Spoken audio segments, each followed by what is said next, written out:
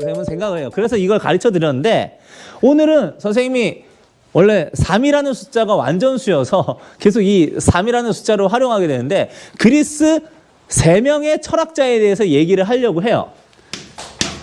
그리스 3철학자인데 이걸 하는 이유는 이 사람들이 우리가 철학이라고 하는 학문에 기반을 닦아놓은 3명의 학자들이기 때문입니다. 현대 철학, 근대 철학이 오기 전까지 중세에서 하나님을 믿는 신학조차도 이 사람들이 만들어진 이론적 토대 위에서 세워지게 됐어요. 그래서 여러분들이 철학이라고 하는 게 구체적으로 무엇인가에 대해서 조금 자세하게 알고 싶다고 하면 이 세 사람을 건너뛰고 얘기를 할 수가 없다. 그래서 오늘은 이걸 가르쳐드리고 이거를 이 철학의 3가지 질문하고 연결해보고 그리고 저번처럼 똑같이 힙합으로 같이 여러분들하고 만나보는 시간을 가지도록 하겠습니다. 이 그리스 3철학자라고 얘기했는데 그리스 철학자가 정말 수없이 많거든요. 라파엘로의 그림을 보면 한 100명 정도, 100명은 아니고 한 수십 명 정도 그려져 있는데 그 중에서 3명을 여러분들하고 추리라고 하면 여러분들이 할 수 있겠어요? 네. 하기가 쉽지가 않지만 여러분들이 알고 있는 유명한 사람 이름만 되면 좀 더 채워질 것 같다는 생각이 듭니다. 자, 자, 누가 있을까? 아무나 한번 질러주세요. 오! 야, 바로 제일 앞에 있는 분은 네, 흥분해가지고 침이 쳤어요, 침이. 네, 그리고 오, 플라톤. 아리스토텔레스. 아, 야, 진짜 대단한 반이군요. 어유, 맞아요. 어떻게 딱 3명 꼽으라고 했는데 이렇게 다 맞췄을까? 자, 말씀을 드리면 지금 소크라테스, 플라톤, 아리스토텔레스가 있는데 이 3명은 사제지간으로 연결되어 있습니다. 소크라테스의 제자가 플라톤이고 플라톤의 제자가 아리스토텔레스니까요. 근데 선생님이 아주 간략하게 지금 이 3분에 대한 이야기를 해주고 또 여러분들한테 다음 시간에는 이 3분의 이론을 좀 더 자세하게 심화적으로 들어가는 시간을 가지도록 하겠습니다. 오늘은 인트로 좀 오프닝 여는 작업에서 잠깐 간략하게만 개요식으로 말씀을 드리도록 할게요. 자, 소크라테스가 한 말 중에서 여러분들이 굉장히 유명한 말이 뭐가 있을까? 너 자신을 알라. 이거는 각색가가 한 말이라고 하기도 하는데 악법도 법이다 막 이런 말들 여러분들 들어본 적이 있을 거예요. 근데 소크라테스가 진리를 추구한 사람이었거든요. 지금 여기에 있는 이 질문에 대한 대답이 뒤에 가서 여러분들하고 랩을 하나 들을 건데 거기에서도 나오는 건 진리라고 하는데 소크라테스는 이걸 굉장히 중요하게 생각했어요. 진리를 추구하는 방법은 바로 어떤 방법으로 이루어져야 되냐면 질문을 해야 된다라고 생각했어요. 우리도 지금 답을 구할 수는 없지만 여기에 지금 질문들이 되어 있잖아요. 소크라테스도 마찬가지 방법을 했는데 소크라테스의 진리를 추구하는 방법은 우리가 뭐라고 했냐면 산파법이라고 했습니다. 산파가 뭔지 아는 사람. 자, 산파는 당시의 직업이에요. 어떤 직업이냐면 애를 받는 직업이야. 애를 받는 직업인데 보통 여성분들이 이렇게 많이 했습니다. 소크라테스의 어머니가 산파여서 그래서 소크라테스의 지식추구법을 산파법이라고 말을 하는 사람들도 있는데 사실 이런 것 같아요. 우리가 질문이란 걸 가지고 있으면 어떻게 돼요? 계속 고민을 하게 되잖아요. 그 고민이 결국에 우리를 뭐로 이끈다? 지혜로 이끈다. 그래서 그 고민이라고 하는 게 출산의 과정과도 같다라고 얘기를 해서 소크라테스의 엄마가 산파이셨기 때문이기도 하지만 소크라테스의 지식추구법을 질문을 통한 고통을 통해 지혜를 얻는다라고 하는 산파법이라고 이야기를 했던 거예요. 그런데 소크라테스가 이런 방식의 지식을 추구하게 된 이유가 있습니다. 바로 뭐냐면 당대의 그리스 시대가 민주주의 사회였어요. 민주주의라고 한다는 건 바로 뭐야? 백성이 주인이 돼서 이 나라를 운영할 수 있는데 권리를 가지고 있다라는 얘기인데 소크라테스가 태어났던 아테네는 당시에 민주정이 발달돼서 광장에서 사람들이 자기가 생각하는 의견을 제시를 하면 그게 사람들에게, 대중들에게 호응만 얻으면 바로 정책에 반영되는 그런 사회였습니다. 어떻게 보면은 오늘날의 민주주의와 굉장히 유사하다라고 생각을 할 수도 있는데, 문제는 말을 잘하는 사람이 아무래도 대중들한테 자기의 영향력을 더 많이 가지겠죠.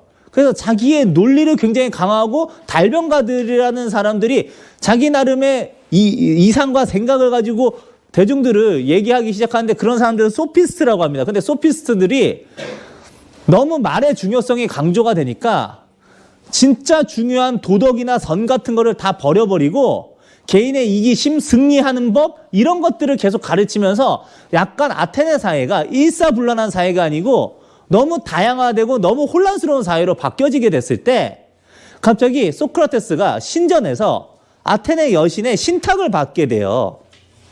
그게 뭐냐면, 이 세상을 다시 밝게 만들어라.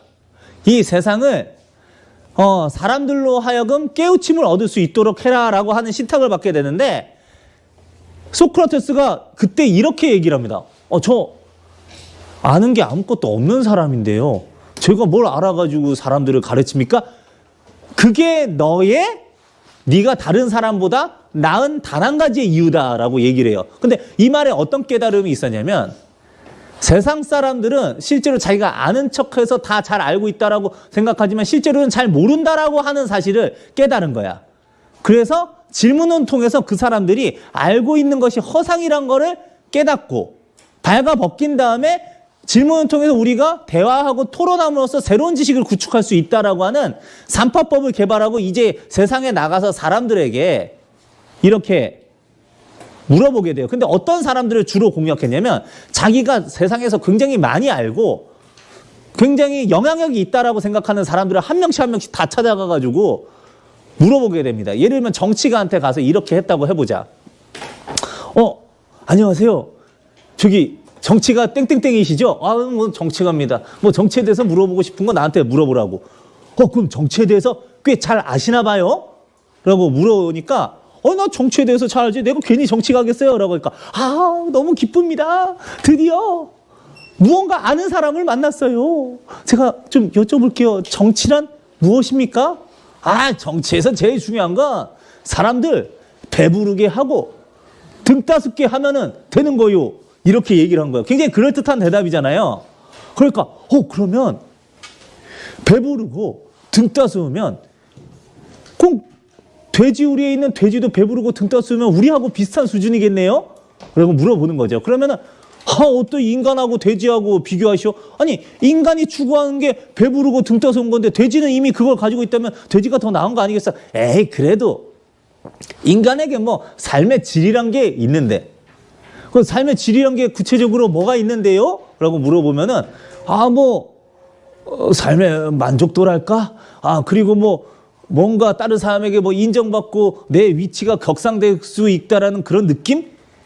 그러면은 돼지는 그런 브랜드 같은 거에도 전혀 연연하지 않고 그거 스스로, 자기 스스로 자체에서 굉장히 행복하고 삶에 대한 걱정이 없는 게 만약에 삶의 질이라고 한다면, 돼지는 자기가 언제 도살될지도 모르지만 도살된다는 사실 자체도 모르잖아요. 그러면은 돼지가 되고 싶은 인간을 만드는 것이 당신의 목적이네요? 그게 정치인가요? 라고 하는데 말이 막히기 시작하는 거예요. 계속 여러분들이 질문을 하다 보면 애들이 질문을 계속할 때 왜 그런데? 계속 하다 보면 결국에 말이 막히는 순간이 오죠? 그걸 통해서 나 정치를 안다고 생각했는데 난 정치를 몰랐어요. 그럼 어떻게 해야 됩니까? 하면서 소크라테스에게 역으로 질문하면, 나도 모릅니다. 하지만 나는 내가 모른다는 사실을 알고 있어요. 우리가 알고 있는 게 진짜 알미 아니란 것도 알고 있으니까 우리 같이 질문하면서 대화 토론트에서 그 답을 찾아보는 그 과정이 인생이 아닐까요? 이런 얘기를 하는 거죠. 근데 지금 이렇게 얘기를 한 게 뭐하고 좀 유사한 것 같아요. 이 질문이. 답이 없는데도 질문을 하면서 고민을 하고 그 가치를 찾아가는 과정이 지금 여기 나와 있는 철학의 3가지 질문하고도 좀 맞닿아져 있는 것 같지 않나요? 자, 그래서 이런 질문을 하게 되는데, 문제는 이런 것들이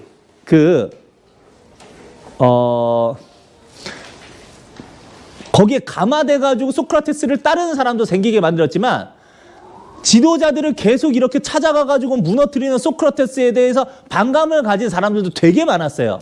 그러다 보니까 어떤 일을 이렇게 하게 되냐면 지금도 여러분들 가짜뉴스나 포퓰리즘이라고 해가지고 언론을 선동해가지고 이 사람이 마치 죄인인 것 마냥 만드는 경우가 있어요, 없어요? 마녀 사냥처럼 하는 거예요. 지금처럼 다양한 정보를 받아들일 수 있는 매체가 없었던 그때는 말이 다였어. 말이 다였는데 거기에 있는 영향력이 큰 사람들이 소크라테스를 해치우기 위해서 음모를 꾸밉니다. 그러면서 풍문을, 헛소문을 하는데 그게 바로 뭐냐면 두 가지 목적으로 이렇게 하게 돼. 하나는 신성 모독이고 또 하나가 바로 뭐냐면 젊은이들을 선동했다라는 얘기예요. 우리 미래의 젊은이를 선동해가지고 이상한 길로 빠지게 만들어요. 부모님을 걱정하게.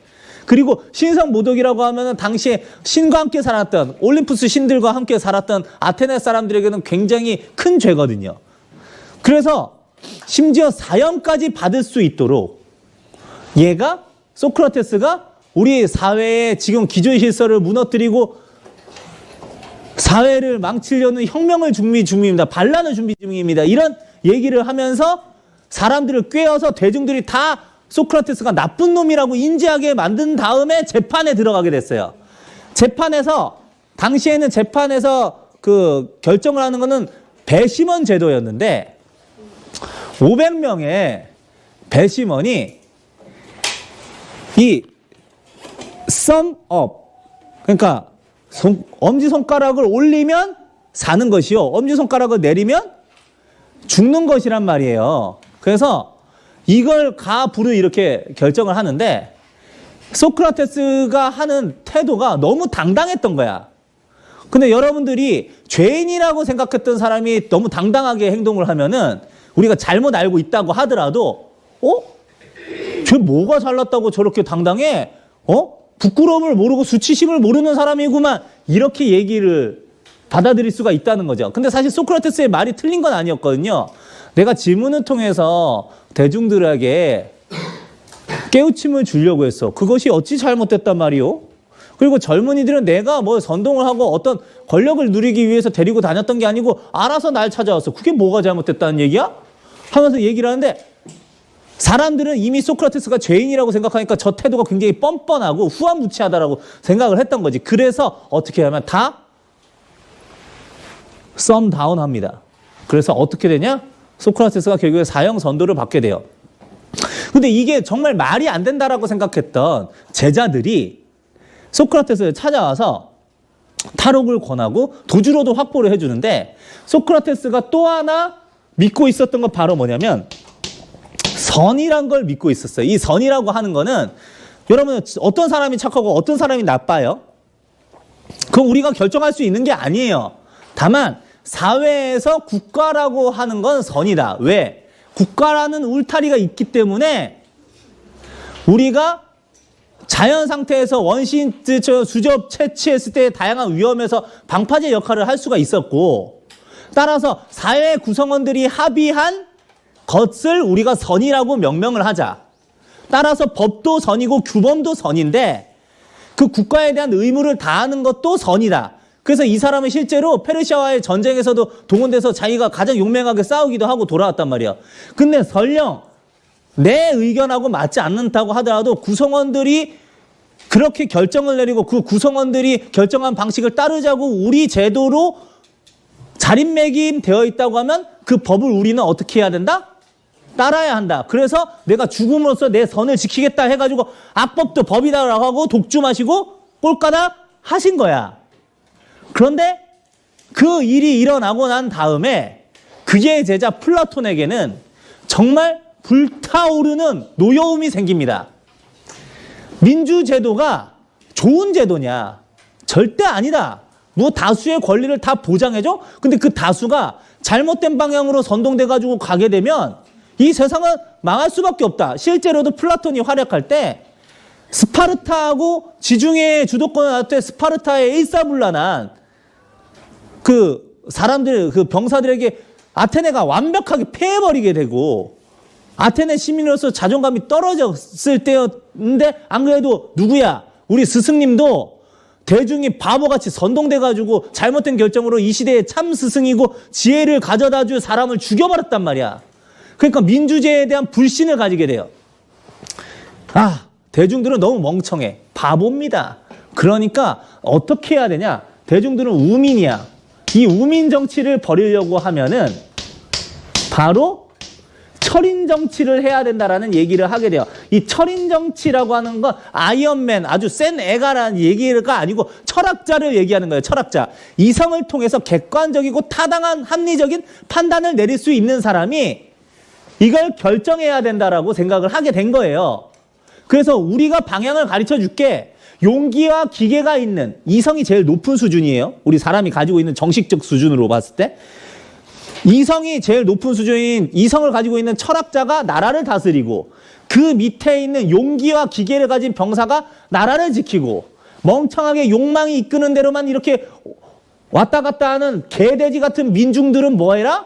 생산활동만 전념해. 우리가 지시하는 대로. 이런 얘기를 하게 돼서 철인 정치를 내세우게 됩니다.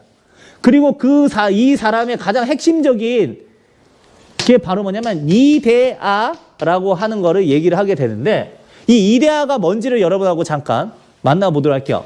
이 이데아는 이상 혹은 형상이라고 하는 겁니다. 이상적인 형상이 우리 이데아라고 여러분들 보시면 되겠어요. 그리고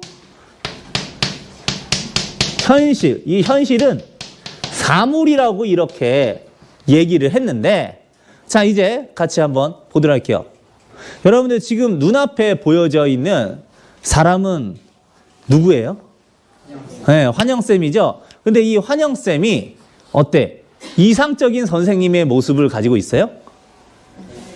네라고 얘기해주는 여러분이 너무 착한데 선생님은 사실은 짜증도 좀 많은 사람이고 기분의 급락이 이렇게 왔다 갔다 하는 사람이라서 그렇게 선생님이 생각할 때 이상적인 선생님의 상이 아니에요. 근데 플라톤은 이렇게 생각한 거야. 이상이라고 하는 건 따로 있어서 지금 우리 현실에 존재하는 모든 것들은 가짜다. 가장 이상적으로 완벽한 애가 따로 존재하고 우리는 그것에 모방에 지나지 않는다라는 얘기를 해요. 이게 여러분들의 입장에서는 굉장히 황당한 내용일 수도 있어요. 근데 선생님이 한번 요거 좀 보여드리도록 할게요. 자, 여기가 어디냐면 동굴입니다. 근데 동굴에 불이 피워져 있어요. 그리고 동굴의 어떤 의자에 사람이 앉아 있는데 구속당해 있습니다.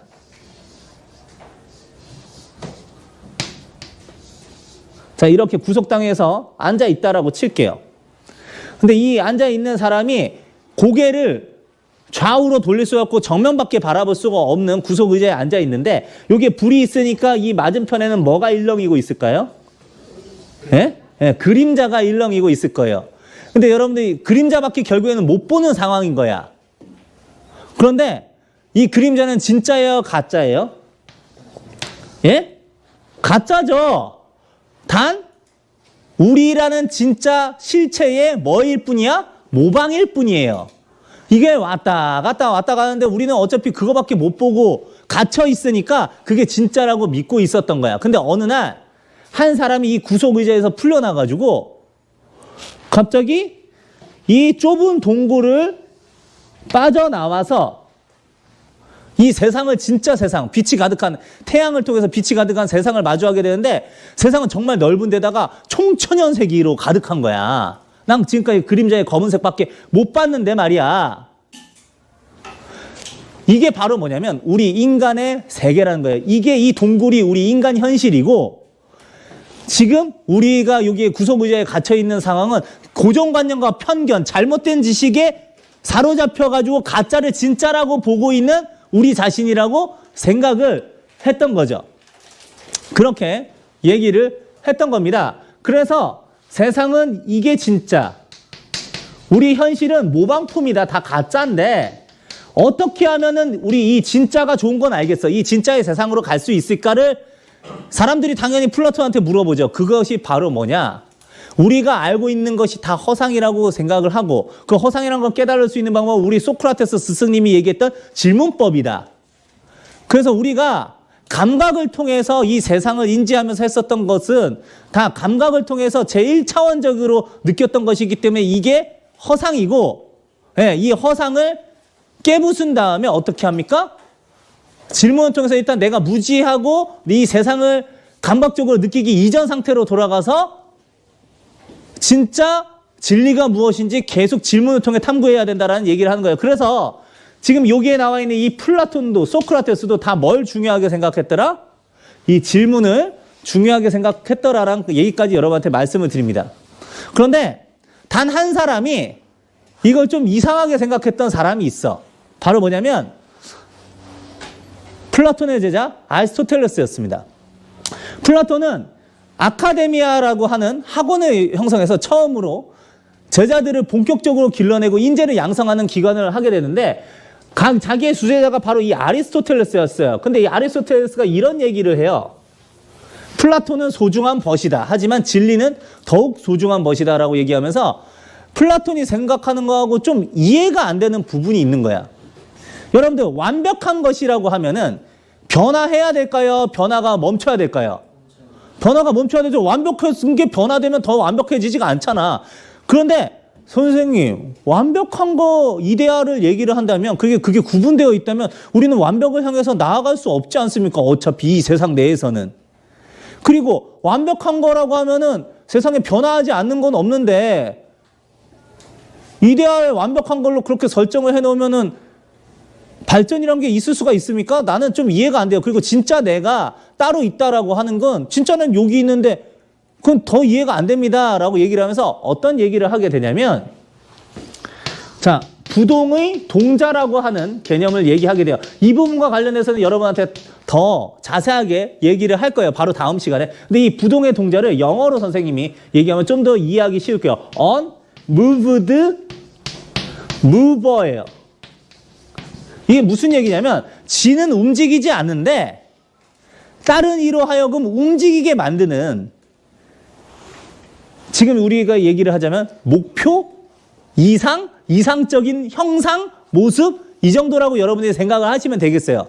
한번 여러분들하고 이 얘기를 좀 해보도록 할게요. 뭘 얘기를 하면 좋을까? 자, 여러분들이 다 꿈이 있죠? 예를 들면 의사가 꾸민 사람이 있다고 쳐봅시다. 의사는 되면은 이제 뭘 입어요? 의사 가운, 흰 가운 입잖아요. 예, 뭐 메스도 들기도 할 수도 있죠. 외과의라고 하면은. 근데 이 흰 가운이 마치 닥터 스트레인지의 망토처럼 여러분에게 알아서 찾아옵니까? 걔 움직여요, 안 움직여요? 안 움직이는데 걔는 안 움직이지만 이 의사라고 하는 형상이 내가 되고 싶기 때문에 내가 그 의사를 향해서 어떻게 해? 굉장히 강력한 동기부여가 돼서 열심히 노력하고 공부하고 나로 하여금 움직이게 만드는 거야. 바로 뭐가? 목표가. 그러니까 목표라고 하는 거는 이상적인 형상으로서 우리를 움직이게 하는, 자기는 움직이지 않으면서 움직이게 하는 부동의 동자라고 하는 거예요. 예를 들면 이런 것도 있을 수 있어요. 제가 예전에 2013년에 에덴 요양병원을 항상 갔습니다. 왜 에덴 요양병원 갔냐면 에덴 요양병원에 제 여자친구가 있었기 때문이죠. 근데 그때 선생님 차도 없어가지고 선생님 멀미 되게 심하게 하는데 거기 마석에서 산골짜기 깊숙이 또 들어가야기 때문에 버스 타고 2시간 반을 가야 돼요. 그런데 내가 멀미를 하는 사람인데도 불구하고 내가 거기까지 갔어요. 왜 갔는 줄 알아요? 거기에 그녀가 있기 때문에. 자, 그 사람이 부동의 동자가 될 수 있는 거예요. 나에게 강력한 움직임을 선사한 게 된 거지. 근데 그런 게 또 뭐가 있느냐? 여러분이 알고 있는 것 중에서 혹시 등산가와의 질문과 대답 이런 게 있어요. 등산가가 계속 등산을 하니까 사람이 물어봤어. 왜 산에 오르십니까? 여러분들 유명한 대답이죠? 뭐라고 대답해요? 네, 산이 거기에 있으니까 라고 얘기하는 거예요. 산 움직여요? 안 움직여요? 안 움직여. 거기에 그냥 가만히 있어요. 그런데 산이 거기 있으니까 그냥 내가 간다라고 한 거는 그 산 자체가 부동의 동자로서 나의 목표가 됐다라고 하는 거를 그런 식으로 대답한 거야. 이해하시겠어요? 그래서 선생님이 이 부동의 동자에 대한 말씀을 여러분한테 드렸는데, 자, 어때요? 이 부동의 동작도 결국에는 여기에서 우리가 얘기를 할 때 이 질문에 목표와 관련된 나는 어디로 가는가에 대한 질문하고 맞닿아 있다는 거 여러분들은 확인하셨어요? 네, 그렇게 여러분들이 확인을 했습니다. 그래서